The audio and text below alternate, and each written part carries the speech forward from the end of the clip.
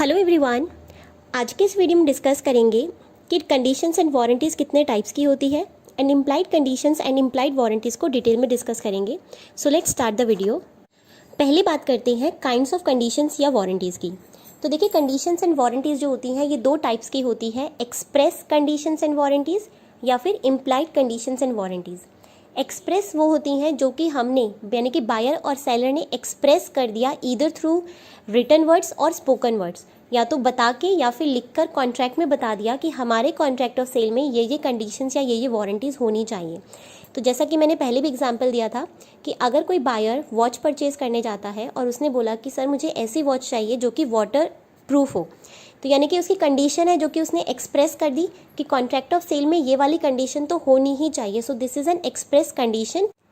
Second होता है implied conditions या इम्प्लाइड वारंटीज़। अब ये जो कंडीशंस या वारंटीज़ होती हैं ये पार्टीज़ नहीं बताती कि होनी चाहिए, लेकिन या तो हम इन्हें पार्टीज़ के कंडक्ट से पता कर लेते हैं कि ये चीज़ होनी चाहिए, या फिर लॉ जो है वो ऑटोमेटिकली एक ऑब्लिगेशन लगा देता है सेलर पर कि अगर तुम कोई गुड्स को सेल कर रहे हो बायर को, तो तुम्हारे गुड्स में ये कंडीशंस या ये जो वारंटीज़ हैं ये होनी चाहिए। और अगर ये कंडीशंस या वारंटीज़ नहीं होती तो फिर हम बायर को एक ऑप्शन देंगे कि वो उसे breach of contract, breach of condition या फिर ब्रीच ऑफ वारंटी मान के कॉन्ट्रैक्ट को रेपुडिएट भी कर सकता है या फिर उसको डैमेजेस भी क्लेम कर सकता है। सो इम्प्लाइड कंडीशन या वारंटीज़ कौन सी हो गई? जो कि लॉ कन्फर करता है, एक ऑब्लिगेशन लगाता है ऑन द सेलर। अब देखिए, जो एक्सप्रेस कंडीशन या एक्सप्रेस वारंटीज़ होती है ये लॉ हमें नहीं बताता कि कौन कौन सी होनी चाहिए, क्योंकि contract of sale is a private contract between the buyer and seller. तो उनकी मर्जी है, वो अपनी कॉन्ट्रैक्ट में किसी भी तरीके की कंडीशन लिखवा सकते हैं और किसी भी तरीके की वारंटी लिखवा सकते हैं अगर वो लॉफुल है तो लॉ हमें बताता है कि इम्प्लाइड कंडीशन और इम्प्लाइड वारंटीज़ कौन कौन सी है जो कि लॉ अपने आप से इन्फर करता है in the contract of sale. तो हमें वही स्टडी करनी है कि इम्प्लाइड कंडीशंस कौन कौन सी है और इम्प्लाइड वारंटीज़ कौन कौन सी है। पहले बात करते हैं कि इम्प्लाइड कंडीशंस कौन कौन सी है। तो इम्प्लाइड कंडीशन में सबसे फर्स्ट है कंडीशन एज टू टाइटल। अब ये कंडीशन कहती है कि जो भी पर्सन गुड्स को सेल कर रहा है यानी कि सेलर, तो यहाँ पे वो हम अज्यूम कर सकते हैं कि अगर आप गुड्स को सेल कर रहे हैं यानी कि कॉन्ट्रैक्ट ऑफ सेल है, तो वहाँ पे सेलर के पास राइट है उन गुड्स को सेल करने का। और अगर अग्रीमेंट टू सेल है यानी कि गुड्स की जो ओनरशिप है वो फ्यूचर में ट्रांसफ़र होने वाली है, तो जो भी पर्सन उन गुड्स को सेल करेगा उसके पास वो राइट आ जाएगा उन गुड्स को सेल करने का। हो सकता है जो गुड्स है अभी सेलर ने प्रिक्योर नहीं किए हैं, अभी उसने मैन्युफैक्चर नहीं किए, लेकिन जब वो मैन्युफैक्चर कर लेगा या फिर मार्केट से एक्वायर कर लेगा तो उसके पास उन गुड्स का टाइटल आ जाएगा और फिर वो उन गुड्स का जो टाइटल है वो बायर को पास ऑन कर देगा। तो अगर सेल की बात करें तो अभी उसके पास राइट है टू सेल द गुड्स, और अगर अग्रीमेंट टू सेल है तो उसके पास सेलर के पास राइट आ जाएगा इन फ्यूचर। तो यहाँ पे कंडीशन है कि सेलर जो है उसके पास टाइटल है कि वो गुड्स को सेल कर सकता है टू द बायर। लेकिन अगर जो सेलर का टाइटल है वो डिफेक्टिव हुआ तो यानी कि सेलर के पास कोई अथॉरिटी नहीं है गुड्स को सेल करने की, ना तो वो उन गुड्स का ओनर है और ना ही वो ओनर का एजेंट है जो कि ओनर के बिहाफ पे गुड्स को सेल कर रहा है, तो यानी कि जो पर्सन गुड्स को सेल कर रहा है उसका जो खुद का टाइटल है वही डिफेक्टिव है, तो बायर के पास क्या रेमेडी है? तो लॉ कहता है कि बायर को उस केस में गुड्स को रिजेक्ट कर देना चाहिए, यानी कि कॉन्ट्रैक्ट को रेपुडिएट करके गुड्स को रिजेक्ट करने का राइट है, और जो भी अमाउंट अगर उसने पे किया है तो वो उसे रिफंड क्लेम कर सकता है फ्रॉम द सेलर। और यहाँ पे अगर कोई उन गुड्स का ट्रू ओनर आ जाता है गुड्स को क्लेम करने के लिए कि ये गुड्स तो मेरे हैं, ये तो सेलर ने चोरी किए थे मेरे पास से, तो यहाँ पे बायर की ड्यूटी भी है कि वो सेलर जो भी उसका ट्रू ओनर है उनको गुड्स रिटर्न करे और सेलर से अपना जो भी अमाउंट बनता है वो क्लेम करे। So this is the first condition, that is condition as to title. अब देखिए, इस कंडीशन को समझने के लिए यहाँ पे एक एग्जाम्पल भी है, केस लॉ है ये रॉलैंड वर्सेस डिवेल का, जो कि 1923 का केस है। यहाँ पे जो आर होती हैं वो एक कार परचेज़ करती हैं डी से और उसे काफ़ी मंथ तक यूज़ करती रहती हैं, लेकिन डी के पास कोई टाइटल नहीं था कार का। तो यहाँ पे जैसे ही ट्रू ओनर आर के पास जाता है कि ये कार तो मेरी है, आप कैसे यूज़ कर रहे हैं, तो यहाँ पे आर जो है उन्हें उस कार को रिटर्न करना पड़ता है टू द ट्रू ओनर, और आर उस डी को यानी कि जो कि फेक सेलर था जो कि प्रिटेंड कर रहा था कि ये कार मेरी है, उसको स्यू करती हैं कोर्ट में, और जो भी प्राइस उन्होंने पे किया था उस कार का वो सारा उनसे रिफ़ंड लेती हैं। और अगर उन्होंने कोई रिपेयरिंग वगैरह का भी एक्सपेंस उस कार पे इनकर किया था उन टाइम पीरियड में, तो वो उस रिपेयरिंग एक्सपेंस को भी क्लेम कर सकती है from the D. Second condition है कंडीशन एज टू डिस्क्रिप्शन, यानी कि जहाँ पे कॉन्ट्रैक्ट ऑफ सेल के अंदर अगर कोई सेलर गुड्स को डिस्क्राइब करता है चाहे वो उनकी क्वालिटी के अकॉर्डिंग हो, चाहे उनकी साइज़ के रिस्पेक्ट में, चाहे उसकी डायमेंशन के रिस्पेक्ट में। या फॉर एग्जांपल कई बार सेलर जो है वो डिस्क्राइब करता है कि ये कोल्हापुरी चप्पल है, ये जो है बनारसी साड़ी है, ये कश्मीरी आलू है, ये बॉम्बे का टमाटर है, और ये जो है आगरे का पेठा है। तो यानी कि अगर सेलर गुड्स को डिस्क्राइब करता है किसी पर्टिकुलर क्वालिटी के अकॉर्डिंग या उसकी साइज़ के अकॉर्डिंग, उसकी डायमेंशन के अकॉर्डिंग, तो जो गुड्स वो हमें सेल करता है वो उस डिस्क्रिप्शन के करस्पॉन्ड होने चाहिए, यानी कि उस डिस्क्रिप्शन से मैच खाते होने चाहिए। अब उसने मुझे बोला कि कश्मीरी आलू है, लेकिन कश्मीरी लाल मिर्च है, लेकिन वो कश्मीरी लाल मिर्च है ही नहीं जो वो मुझे देता है, तो यहाँ पे जो होगा वो मान लिया जाएगा कि there is a breach of condition. और अगर वो गुड्स उसके डिस्क्रिप्शन के करस्पॉन्ड नहीं निकलते तो यहाँ पे बायर के पास ऑप्शन है कि वो कॉन्ट्रैक्ट को रेपुडिएट कर सकता है, और जो भी प्राइस उसने पे किया होता है वो उसे क्लेम कर सकता है, रिफंड क्लेम कर सकता है उन गुड्स का। थर्ड है condition as to sale by sample, यानी कि अगर जो हमारा सेल हो रही है गुड्स की वो सैंपल के थ्रू हो रही है, यानी कि पहले बायर को गुड्स दिखाए जाते हैं, उसका सैंपल दिखाया जाता है कि जो भी राइस आप ले रहे हैं वो इस क्वालिटी के होंगे, इस साइज़ के होंगे, या फिर अगर आप कोई शूज़ वगैरह लेते हैं बल्क में तो वहाँ पे दिखाया जाता है कि सर ये सैंपल शूज़ है, आप इसको देख लीजिए और फिर आप पसंद कर लीजिए। तो जो भी गुड्स बायर परचेज़ करता है वो सैंपल के करस्पॉन्ड होने चाहिए। ऐसा नहीं है कि बायर को सैंपल आपने कुछ और दिखाया था और जब आपने उसको डिलीवर किया है, गुड्स उसको पैक करके दिए, तो वो कुछ और क्वालिटी के या किसी और डायमेंशन के निकले। तो जो भी गुड्स की सेलिंग है वो सेलर उस सैंपल के करस्पॉन्ड होनी चाहिए।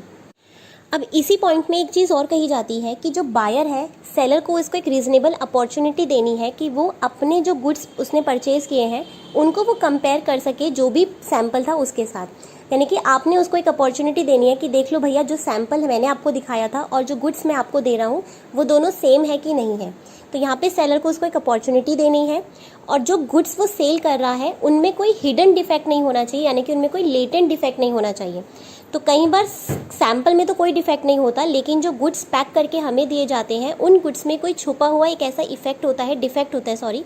कुछ हिडन डिफेक्ट होता है जो कि अगर बायर उनको चेक भी करता है तो उसे पता नहीं चलता। तो ऐसा कोई हिडन जो है वो डिफेक्ट नहीं होना चाहिए उन गुड्स में। और अगर मान लीजिए जो डिफेक्ट है वो पेटेंट है, यानी कि वो क्लियरली विजिबल है बायर को, और बायर ने देखा कि ये जो मैं लेके जा रहा हूँ ये तो ख़राब सामान है, इसमें तो डिफेक्ट है, उसने इंस्पेक्ट कर लिया,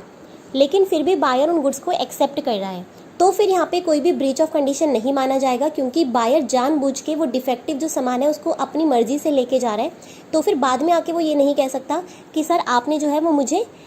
मेरी जो कंडीशन है उसकी ब्रीच हुई है, आपने मुझे दिखाया कुछ था और मुझे सेल कुछ किया है। तो ये कंडीशन जो है वो तभी एप्लीकेबल होगी जब आपने बायर को जो है वो सेम सैंपल का सामान देना है और उसे एक रीज़नेबल अपॉर्चुनिटी देनी है कि वो सैंपल को मैच कर सकता है अपने गुड्स के साथ। और तीसरा कि जो गुड्स हैं उनमें कोई हिडन डिफेक्ट नहीं होना चाहिए, कोई लेटेंट डिफेक्ट नहीं होना चाहिए।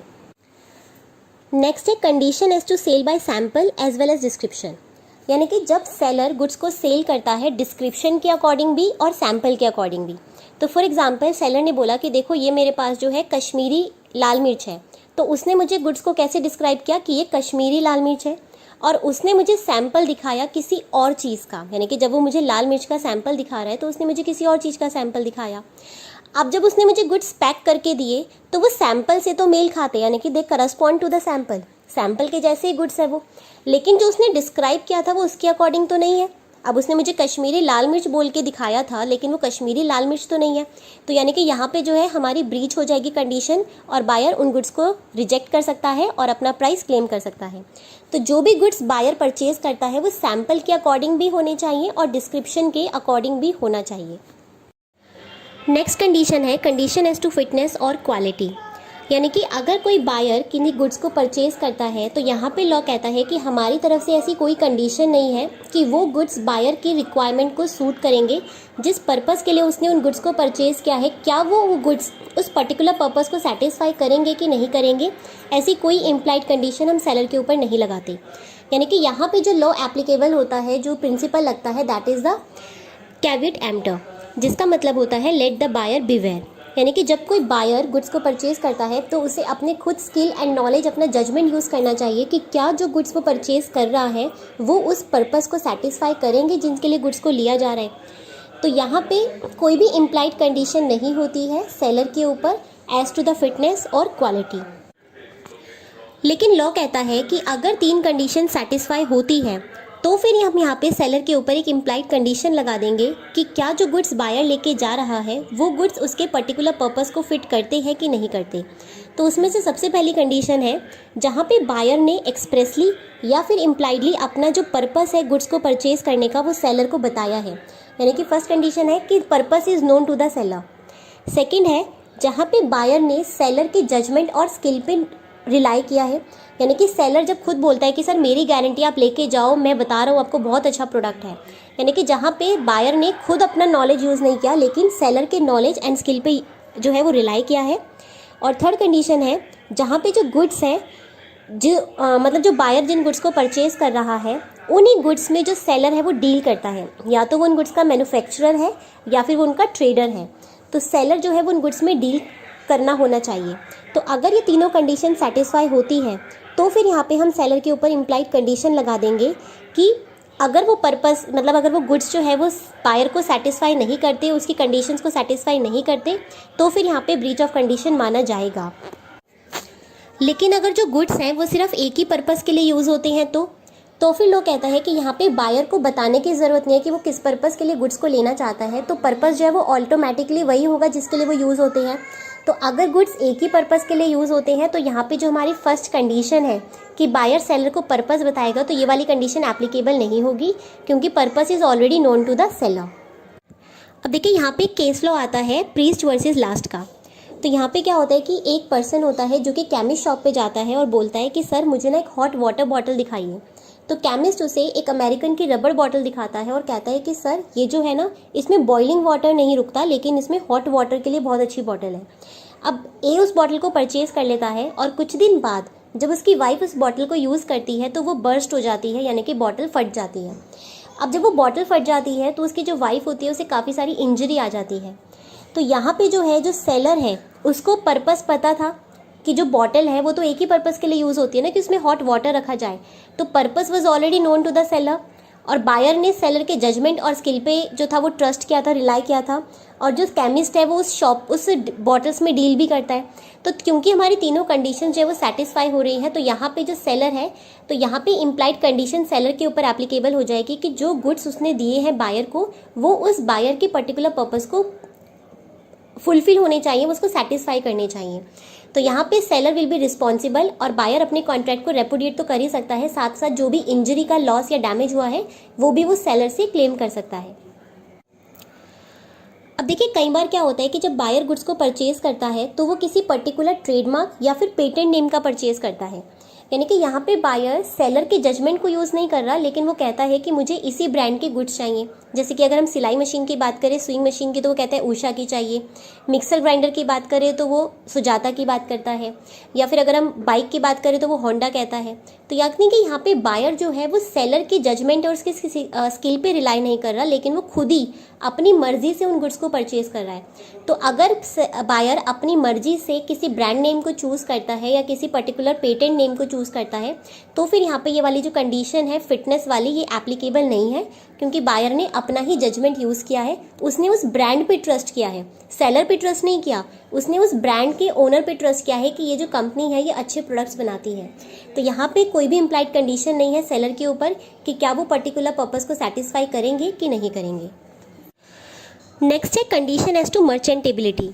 देखिए मर्चेंटेबिलिटी का मतलब होता है कि ऐसे गुड्स की कंडीशन या क्वालिटी जिसमें कि एक ऑर्डिनरी प्रूडेंस का मैन यानी कि एक एवरेज नॉलेज का मैन भी जो है उन गुड्स को उन कंडीशंस में एक्सेप्ट कर ले। फॉर एग्जाम्पल अगर आप कोई कपड़ा लेने जाते हैं, कोई क्लोथ्स मार्केट से परचेज करने जाते हैं और उसको जो है वो सारा कुतरा हुआ है किसी चींटी वगैरह ने, उसके ऊपर चींटियाँ आ रखी हैं, तो क्या हम उन गुड्स को एक्सेप्ट करेंगे? नहीं। तो यानी कि अगर जिन गुड्स को हम परचेज कर रहे हैं वो सूटेबल होने चाहिए, वो मर्चेंटेबल होने चाहिए कि एक नॉर्मल पर्सन भी उन गुड्स को एक्सेप्ट कर ले। इसी को हम बोलते हैं मर्चेंटेबल क्वालिटी। अब देखिए ये इम्प्लाइड कंडीशन क्या कहती है कि जब भी सेलर गुड्स को सेल करता है डिस्क्राइब करके, यानी कि उसने बताया कि ये जो गुड्स है इस डिस्क्रिप्शन के हैं, इस साइज़ के हैं, इस डायमेंशन के हैं, इस क्वालिटी के हैं, तो वो डिस्क्रिप्शन को तो करस्पॉन्ड करना ही चाहिए लेकिन उन गुड्स की जो कंडीशन है वो भी मर्चेंटेबल होनी चाहिए। यानी कि एक नॉर्मल पर्सन जो है उन गुड्स को उन कंडीशन में एक्सेप्ट कर ले, ऐसी भी उनकी क्वालिटी होनी चाहिए।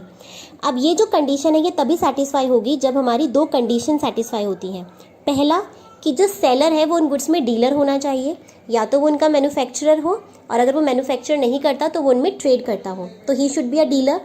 सेकेंड कंडीशन है कि बायर को अपॉर्चुनिटी नहीं दी जानी चाहिए कि वो गुड्स को जो है वो अच्छे से रीजनेबली एग्जामिन कर सके,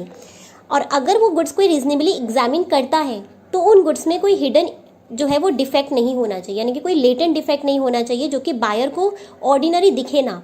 तो अगर कोई ऐसा डिफेक्ट होता है तो फिर यहाँ पे सेलर पे इम्प्लाइड कंडीशन लग जाएगी कि जो गुड्स है वो मर्चेंटेबल क्वालिटी के होने चाहिए, और अगर वो मर्चेंटेबल क्वालिटी के नहीं होते तो फिर यहाँ पे बायर कॉन्ट्रैक्ट को रेपुडिएट कर सकता है और अपना जितना भी पेमेंट किया है उसे रिफंड क्लेम कर सकता है। लेकिन अगर मान लीजिए कि सेलर ने बायर को अपॉर्चुनिटी दी थी कि आप गुड्स को चेक कर लो कि आपको सही लग रहे हैं कि नहीं लग रहे, और बायर ने उन गुड्स को चेक भी किया और जो उसमें डिफेक्ट था वो पेटेंट था, यानी कि आपको क्लियरली विजिबल हो जाता, अगर आप सही से उसको एग्जामिन करते तो आपको दिख जाता कि जो शर्ट है यहाँ से फटी हुई है, या फिर जो इसका कॉलर है ये ख़राब हो रखा है, या इसके ऊपर कोई कलर उतरा हुआ है। तो यानी कि अगर आप सही से उन गुड्स को एग्जामिन करोगे तो आपको वो डिफेक्ट दिख जाएगा। तो अगर ऐसा डिफेक्ट है जो कि विजिबल है तो फिर यहाँ पे सेलर के ऊपर कोई कंडीशन नहीं है। एक बार बायर उन गुड्स को परचेज कर लेता है तो फिर वापस वो उनको रिटर्न नहीं कर सकता, उस कॉन्ट्रैक्ट को रेपुडिएट नहीं कर सकता। तो यहाँ पे कंडीशन क्या है कि जो कंडीशन आपने डिस्क्राइब की है गुड्स की वैसी होनी चाहिए, सेलर उन गुड्स में डील करता हुआ होना चाहिए, और बायर को आपने अपॉर्चुनिटी नहीं देनी कि गुड्स को एग्जामिन करें, और अगर आपने बायर को अपॉर्चुनिटी दी है तो उसमें कोई लेटेंट डिफेक्ट होना चाहिए, यानी कि उसमें लेटेंट डिफेक्ट होगा तभी जो बायर है उन गुड्स को रिजेक्ट कर सकता है। तो ये कंडीशन सेटिस्फाई होगी तो ही यहाँ पे इम्प्लाइड कंडीशन आ जाएगी सेलर के ऊपर। अब इस कंडीशन को समझने के लिए मैंने यहाँ पे एक एग्जाम्पल लिया है। तो एक पर्सन है जो कि मार्केट से कुछ शर्ट खरीद के लाता है अपने लिए, और उसे देखने में कोई भी डिफेक्ट उस शर्ट में नज़र नहीं आता, लेकिन 3-4 दिन बाद जब उस शर्ट को वेयर करता है तो उस शर्ट में कोई केमिकल ऐसा होता है जिसकी वजह से एक ही जो पूरी स्किन है उस पर कोई डिसीज़, उससे कोई बीमारी हो जाती है, यानी कि उसकी स्किन पे पूरे रैशेस वगैरह हो जाते हैं। तो यहाँ पे जो कंडीशन थी एज टू द मर्चेंटेबिलिटी वो ब्रोक हो गई, क्योंकि गुड्स जो है वो उनमें कोई लेटेंट डिफेक्ट है, यानी कि ऐसा डिफेक्ट था जो कि विजिबल नहीं था बायर को गुड्स को चेक करने पर। तो अगर ऐसा कोई डिफेक्ट होता है गुड्स में जो कि विजिबल नहीं होता तो यहाँ पे कंडीशन जो है हमारी मर्चेंटेबिलिटी की ब्रोक हो जाती है, और यहाँ पे ए के पास राइट आ जाएगा कि वो गुड्स को रिजेक्ट कर सकता है और कॉन्ट्रैक्ट को रेपुडिएट करके अपना जो भी उसने पेमेंट किया है वो प्लस जो भी उसको इंजरी हुई है, जो भी डिसीज़ हुई है, उसका भी वो क्लेम सेलर से कर सकता है। लास्ट इम्प्लाइड कंडीशन है कंडीशन एज टू होलसमनेस। अब देखिए ये कंडीशन जो है ये एप्लीकेबल होती है जब हम कोई ईटेबल्स की बात करते हैं या जब हम कोई फूड स्टफ़ की बात करते हैं, यानी कि जब हम कोई खाने की चीज़ों की बात करते हैं तो यहाँ पे जो हमारी कंडीशन है वो होलसमनेस की एप्लीकेबल होती है। और होलसमनेस का मतलब होता है कि गुड फॉर ह्यूमन कंजम्पशन, यानी कि जब उसे ह्यूमंस कंज्यूम करें उन ईटेबल्स को तो उनके कंजम्पशन के लिए वो फिट होना चाहिए, गुड होना चाहिए। अब लॉ यहाँ पे कहता है कि अगर कोई पर्सन गुड्स को परचेज करता है जो कि ईटेबल्स हैं तो वो उसके ह्यूमन कंजम्पशन के लिए फिट होने चाहिए, यानी कि उसमें कोई ऐसा डिफेक्ट नहीं होना चाहिए जो कि ह्यूमन कंजम्पशन के लिए उनको अनफिट रहे, उनको हार्म करे। अब देखिए इसको समझने के लिए यहाँ पे मैंने एक एग्जांपल लिया है। अमित एक पर्सन है जो कि मार्केट से मिल्क परचेज करके लाता है, जो कि मिल्क जो है वो कंटामिनेटेड होता है, यानी कि उसमें टाइफाइड के जर्म्स होते हैं। जैसे ही अमित उस मिल्क को कंज्यूम करता है तो उसकी डेथ हो जाती है, वो मर जाता है। तो यहाँ पे जो वाइफ है अमित की वो डैमेजेस क्लेम कर सकती है क्योंकि जो मिल्क था वो होलसमनेस नहीं था, यानी कि वो फिट नहीं था ह्यूमन कंजम्पशन के लिए। तो जो भी सेलर से वो मिल्क परचेज किया था यहाँ पे उसने जो कंडीशन है होलसमनेस की उसको ब्रेक किया है, और यहाँ पे जो पर्सन है वो लायबल, वो उसके पास राइट है कि वो उस सेलर से अपने डैमेजेस तो क्लेम करेगा ही, लेकिन जो भी अमाउंट उसने पे किया है उसका रिफंड भी क्लेम कर सकता है। अभी तो हमने बात की 7 इम्प्लाइड कंडीशंस की, अब हम बात करते हैं इम्प्लाइड वारंटीज़ कौन कौन सी होती। फर्स्ट वारंटी है वारंटी ऑफ क्वाइट पोसेशन,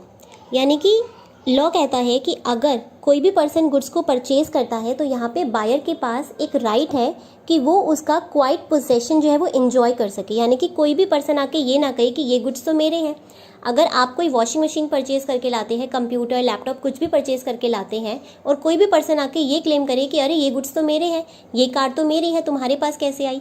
तो यानी कि हमारा, यानी कि जो बायर है उसका जो पोजेशन है वो डिस्टर्ब हो गया, किसी ने आके उसका इंटरफेयर किया कि ये गुड्स तो मेरे हैं। तो जो पोजेशन वो एंजॉय कर रहा था उन गुड्स का वो डिस्टर्ब हो जाता है। तो यहाँ पे जो वारंटी है, इम्प्लाइड वारंटी, वो ये है कि कोई भी पर्सन आके ये क्लेम ना करे कि ये गुड्स उसके हैं। अगर वो ऐसा क्लेम करता है तो यहाँ पे जो वारंटी है क्वाइट पोसेशन की वो ब्रेक हो जाएगी। और अगर कोई मान लीजिए कोई पर्सन आके बोलता है कि ये गुड्स मेरे हैं, तो यहाँ पे बायर लायबल हो जाएगा उन गुड्स को रिटर्न करने के लिए, क्योंकि गुड्स जो है वो किसके होंगे, वो गुड्स उस ट्रू ओनर के होंगे। तो बायर की लायबिलिटी है कि वो गुड्स को रिटर्न करे टू द ट्रू ओनर, और जो भी अमाउंट उसने पे किया था टू द फेक सेलर वो उसे क्लेम कर सकता है उस सेलर से, और प्लस जो भी उसे डैमेज या लॉस उसने सफ़र किया है या जो भी एक्सपेंस उसने उन गुड्स के ऊपर इनकर किया था अभी तक, वो उन एक्सपेंसेस को भी रिकवर कर सकता है फ्रॉम द सेलर। अब देखिए यहाँ पे एक एग्जाम्पल लिया है कि एक लेडी होती है, वो एक पर्सन से सेकेंड हैंड टाइपराइटर परचेज करती है। उसे परचेज़ करने के बाद वो उसकी कुछ रिपेयरिंग के एक्सपेंस इनकर करती है उस टाइपराइटर के ऊपर, और उसे काफ़ी मंथ तक यूज़ कर रही होती है। तो एक दिन उसका ट्रू ओनर आता है उस टाइपराइटर का और उस लेडी को बोलता है कि ये टाइपराइटर तो मेरा है, आपके पास कैसे आया। तो यानी कि जो लेडी है अब उसे क्या करना पड़ेगा कि उस टाइपराइटर को उस ट्रू ओनर को रिटर्न करना पड़ेगा, और जो भी उसने अमाउंट इनकर किया था, यानी कि उसकी जो कॉस्ट थी प्लस जो भी उसने रिपेयरिंग के एक्सपेंसेस इनकर किए थे उस टाइपराइटर के ऊपर, वो इन दोनों अमाउंट को क्लेम कर सकती है from the seller. So this is the implied warranty कि कोई भी पर्सन किसी के गुड्स का जो पोजेशन है वो उसको डिस्टर्ब ना करे। सेकेंड वारंटी है वारंटी ऑफ फ्रीडम फ्रॉम इनकम्बरेंसेस। अब ये कंडीशन वारंटी कहती है कि जब भी सेलर गुड्स को सेल करता है तो उनके ऊपर किसी भी थर्ड पर्सन का कोई इनकम्बरेंस यानी कि कोई चार्ज नहीं होना चाहिए। वो गुड्स किसी और के पास ऑलरेडी गिरवी नहीं होने चाहिए, और अगर आपने किसी के पास वो गुड्स को गिरवी रखा था तो आपको ये बात जो है वो बायर को बतानी पड़ेगी कि ऑलरेडी मैंने जो गुड्स है इनको प्लेज कर रखा है, इन गुड्स के ऊपर किसी और का चार्ज है। अगर सेलर ऐसा नहीं करता, यानी कि उसने किसी के पास उन गुड्स को गिरवी रखा है, किसी और के पास उन गुड्स का चार्ज है, और वो बायर को ये गुड्स सेल कर देता है, तो उसे ये बात बतानी पड़ेगी कि इनके ऊपर किसी और का चार्ज है। अगर वो ये बात नहीं बताता और बायर के पास जो प्लेजी है वो आके बोलते हैं कि ये गुड्स तो मेरे पास गिरवी थे, इनका चार्ज तो मेरे पास है, तुम कैसे यूज़ कर रहे हो, तो बायर जो है अगर उस पैसे को रिफंड कर देता है कि ठीक है आपका कितना चार्ज है इन गुड्स के ऊपर, उसने कहा 10,000, तो बायर 10,000 रुपीज़ उस पर्सन को दे देता है। तो यहाँ पे बायर के पास राइट है कि वो ब्रीच ऑफ वारंटी मानकर सेलर से उन अमाउंट को रिकवर कर सकता है। तो यानी कि हमने क्या बोला कि जो भी गुड्स सेलर सेल करता है बायर को, उनके ऊपर किसी का चार्ज नहीं होना चाहिए। अगर चार्ज है तो आप बायर को बता दो कि देखो ये चार्ज है इन गुड्स के ऊपर, और अगर आप ये चार्ज नहीं बताते, इन्फॉर्मेशन नहीं देते बायर को, तो यहाँ पे ब्रीच ऑफ वारंटी हो जाएगा, और जो भी अमाउंट बायर पे करता है उस प्लेजी को, तो यहाँ पे बायर के पास राइट है कि वो सारा अमाउंट जो है वो सेलर से क्लेम कर सकता है। लास्ट वारंटी है warranty of disclosing the dangerous nature of the goods to the ignorant buyer. अब ये वारंटी कहती है कि जब भी सेलर किसी डेंजरस नेचर के गुड्स को सेल करता है किसी बायर को, तो उन्हें हमेशा एक वार्निंग देनी चाहिए बायर को कि देखो जो गुड्स आप परचेज कर रहे हो इनका नेचर बहुत डेंजरस है और आपको इनको बहुत ध्यान से हैंडल करना है। अगर सेलर ऐसा नहीं करता, वो बायर को इन्फॉर्मेशन नहीं देता about the dangerous nature of the goods, और कोई भी इंजरी बायर को सफ़र करनी पड़ती है, फेस करनी पड़ती है, तो यहाँ पे जो वारंटी है उसकी ब्रीच मानी जाएगी, और बायर